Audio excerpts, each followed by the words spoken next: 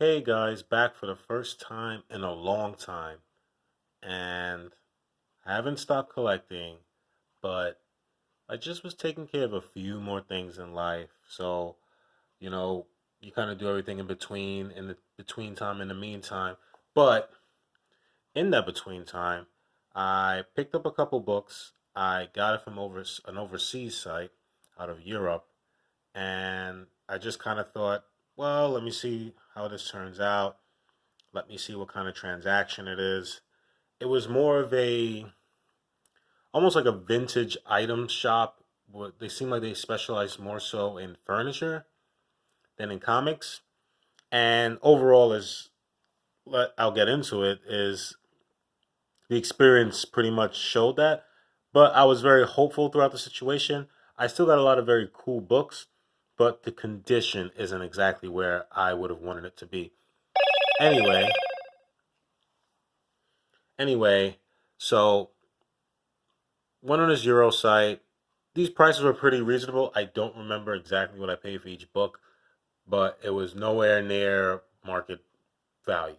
So anyway, I'll tell you as you get to the last book, it's in this blue folder-like thing.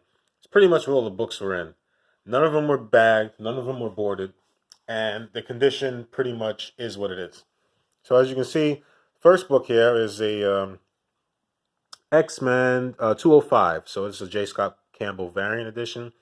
This is the first appearance of Hope Summers. So she was the main character in this Messiah Complex run.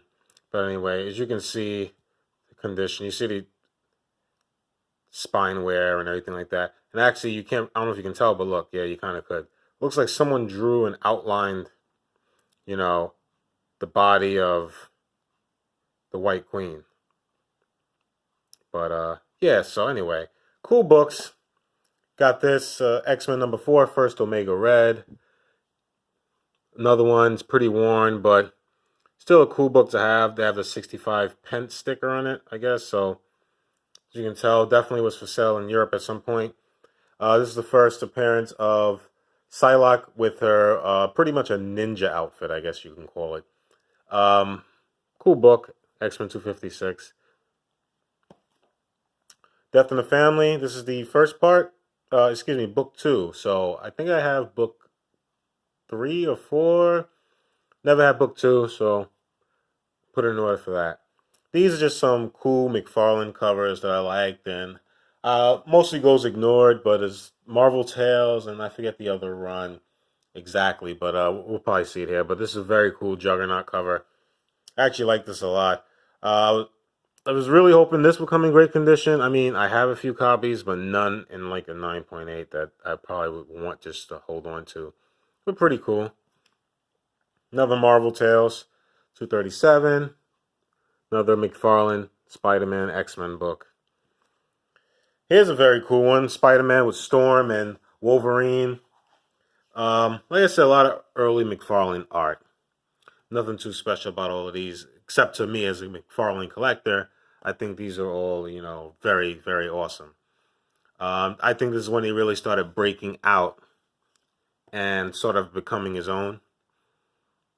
You can kind of tell like a lot of his earlier stuff, he's pretty much emulating a lot of the artists of the time. And then I got in and found this Teenage Mutant Ninja Turtles number 10. I haven't read it. I don't know much about it. I loved Turtles growing up, but I was a more fan of the TV series. Here's a Judge Dredd number 1. I was pretty excited for this one. I'm actually going to read this. I have a few copies of this book. This one's definitely a reader copy. You can see there was probably a price tag on it at some point where the G in Judges and the spine wear is pretty out of control. But like I said, all cool books. Here's a Pence version of Fantastic Four 166, and I don't know, I'm just kind of into the Pence comics now. Here's a newsstand, New Mutants 100. Another Pence sticker on it, but some Liefeld goodness. Silver Surfer 34. This believe is this the first Infinity Gauntlet? I believe. Yes, I think it is.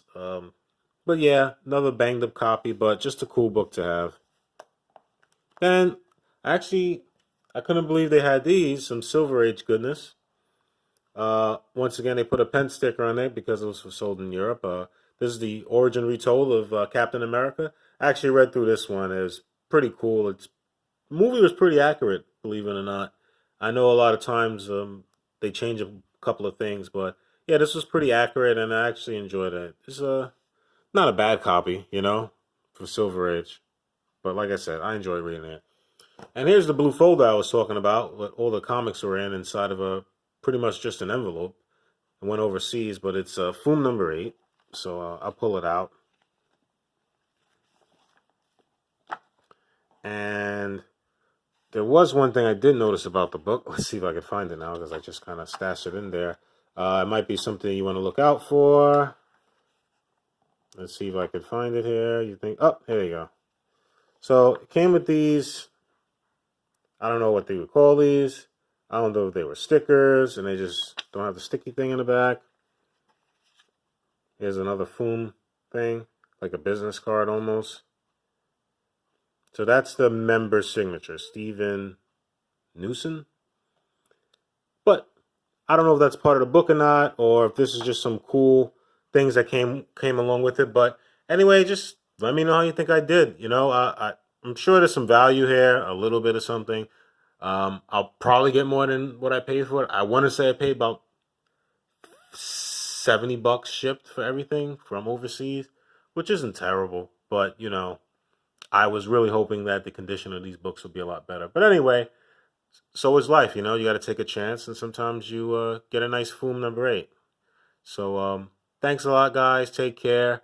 Like, comment, subscribe. Like I said, if you didn't like it, give me a thumbs down. I don't care. We're all adults here. If you liked it, thumbs up. Helps a lot. And I'll be back. I'll back more often. Put it like that.